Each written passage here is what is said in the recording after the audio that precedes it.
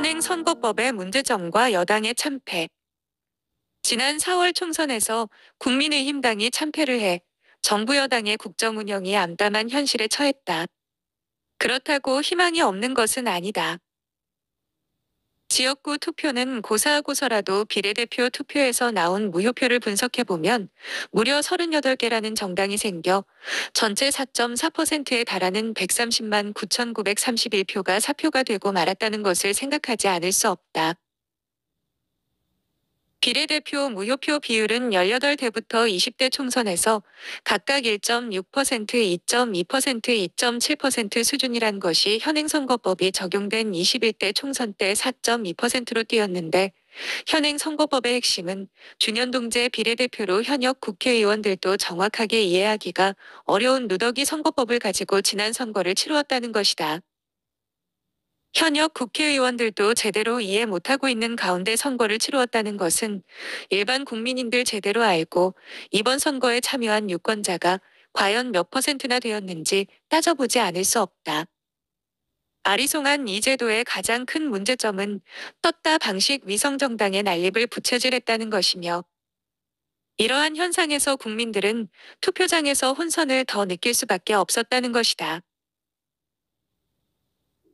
21대 총선 때에는 35개 위성정당이 나와 투표용지 길이가 48cm였지만 이번 선거에서는 38개 정당이 난립해 투표용지가 51.7cm가 되어 1% 이상 득표한 정당은 7개뿐이었고 나머지 21개 정당은 득표율이 0.1%에도 미치지 못했다는 것을 생각해보면 국회의원들의 입법 행위가 국민을 위한 입법을 한 게 아닌 정치적 이해관계를 가지고 국민을 우롱했다고 하지 않을 수 없다.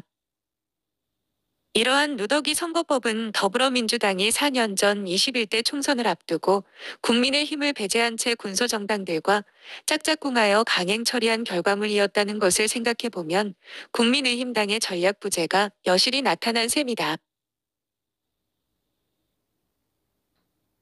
위안부 할머니들의 등을 친 윤미향 의원이라든지 최강욱, 김의겸, 김홍걸 등 21대 국회에서 논란을 일으킨 의원 상당수가 위성정당 비례대표 출신이었는데 이번 총선에서 당선된 조국 혁신당 비례대표 중 최소 5명은 전과자 또는 피고인의 신분이고 종북 주사파 진보당 출신 2명도 위성정당으로 당선되었다는 것은 현행 선거법이 국가 발전과 국민을 위한 법인지 정파의 이해관계의 법인지 아리송하고 여당과 야당의 총선 대결에서 여당이 참패한 현실에서 여당성 정당으로 출전한 자유통일당이나 무슨 공화당 자유민주당 가가호호 무슨 대한당 같은 경우를 살펴보면 비례대표 한 석도 얻지 못했다는 것은 정말 수치스럽지 않을 수 없을 것 같다.